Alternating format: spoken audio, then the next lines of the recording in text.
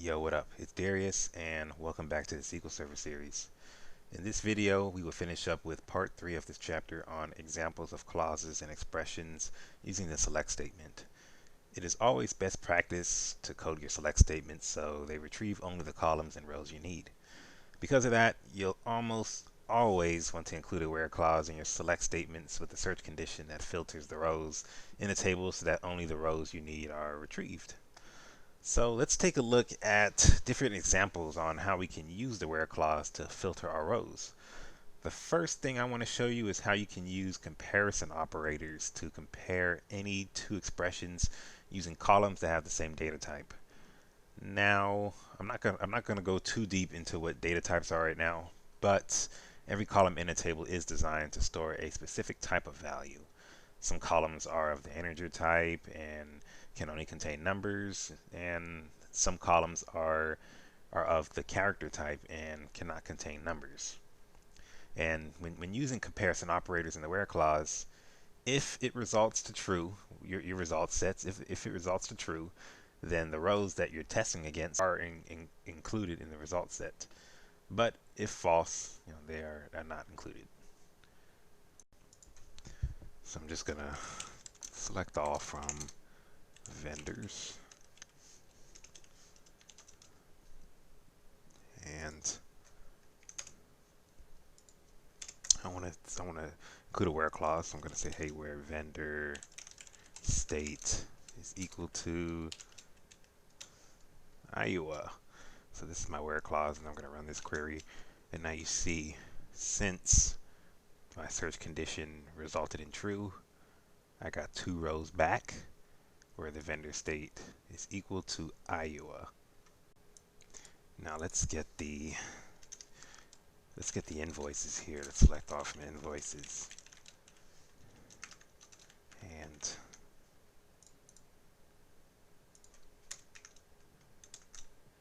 I want to get my invoice total and my payment total, and then I want my credit total. And then my where clause is going to use a comparison operator, and I'm going to use the minus sign. So I'm going to say, hey, where invoice total minus the payment total minus the credit total is greater than 0. So this is going to give me back the invoice total, payment total, and the credit total, where the invoice total minus the payment total and the credit total is greater than 0. So I'm going to run that query, and you see this is our result set here. We could also change it up a bit, and we could say, hey, where invoice total is greater than payment total plus the credit total, because our boss said, I want to see invoices that have a balance due. And if an invoice has a balance due, the payment total plus the credit, the invoice total must be the greater than the payment total plus the credit total. So run that query for me. Okay, well, I'm going to go ahead and include that in my where clause, and I'm going to run that query. And now these are invoices that have a balance due. Let's say the boss comes up to you and says, I want to see all the vendors where their names are ranging from A to L in the alphabet, and I don't want to see anything after that. Okay, well, let's select all from vendors, and then what I want to get is I want to get my vendor name, and then in my where clause is going to say where the vendor name is less than M.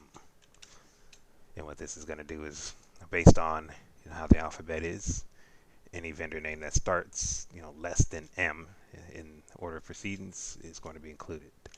So we're going to run this, and now we have all of our vendor names that are less than M, which is A through L, exactly what the boss expected. So we can give him this data, and we have done our job. Now let's say he comes back to us and says, okay, now I want to see all the invoices that on that are on or before May 31st, 2016. Okay, well, we're going to come back. We're going to select all from invoices. And we're going to say where the invoice date is less than or equal to 2016 May 31st. And we're going to run that query. Now we have all the invoices that are on or before May 31st of 2016. So that's how you work with comparison operators. If what's being compared in the where clause using the comparison operator results to true, then the rows being tested are included in the result set, and if it's not true, then they are not included. Now let's look at how to use logical operators in the where clause. You can use the and or operators to combine two or more search conditions into a single condition, and you can use the not operator to negate a search condition. When you use the and operator, both conditions must be true, but when you use the or operator, though, only one of the conditions have to be true. So let's come up here to the top here, and I want to run my select all from vendors where vendor state is equal to Iowa, and then I want to add on to this, and I want to break this down even more. I want to say and vendor contact first name is equal to Deborah. So this will give me all the vendors that have a state of Iowa where their contact name is also Deborah. Now both of these must result in true in order to get back a result set, and in this case it does.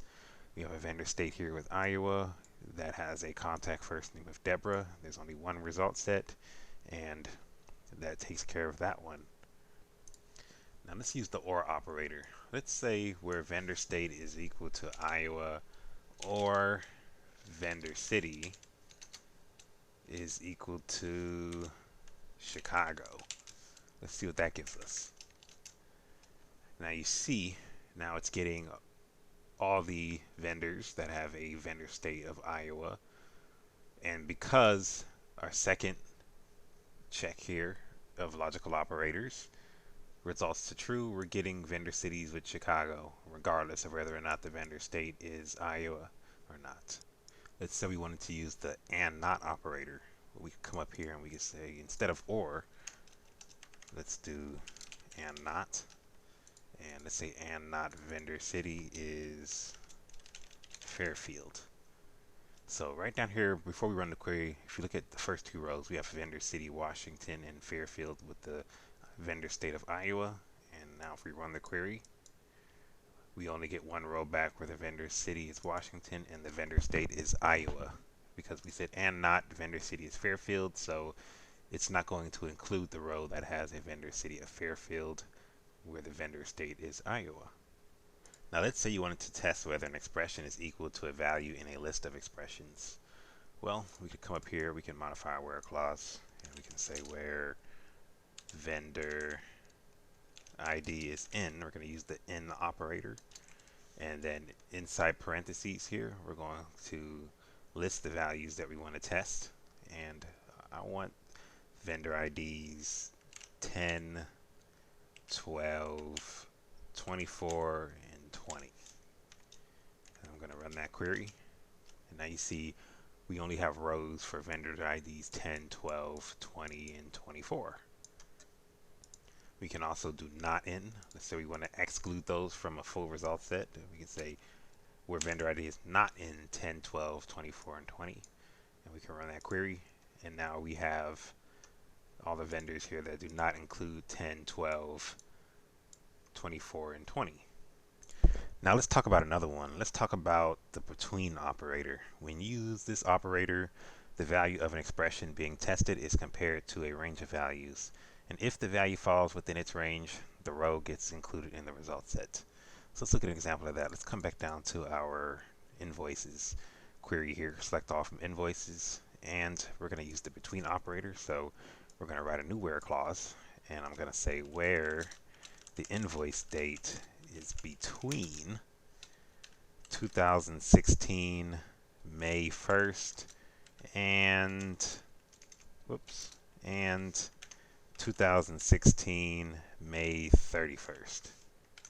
And I'm going to run that query, and you see it gives us no results back because there are no invoices that have an invoice date that are between 2016 May 1st and 2016 May 31st. What if we changed our dates up a little bit here? What if I came over here and I said, instead of 2016, I want what's between 2012 and 2016, and then run my query? Well, now we've got plenty of invoice dates here. We've got from 2012 to 2016, but because our table only has data for the year 2016, it's only going to give you, what it finds that results to true using this between operator. And of course, you can also use not between. If you can use not in and not and, you can use not between also. You can use not or. You can use not in front of all of these operators, as a matter of fact. So if we were to run that, it would give us everything that is not between 2012 May 1st and 2016 May 31st, which results in no data. So that is all for this video. In the next video, we are going to talk about wildcards. And no, we're not talking about a wildcard game. This is not a card game. This is SQL. Let's keep our minds in the right direction. So thank you for watching. If you're interested in the next video, head over to database-tutorials.com. Please don't forget to subscribe to my YouTube channel. Hit the like button on this video if you enjoy it. And see you next time.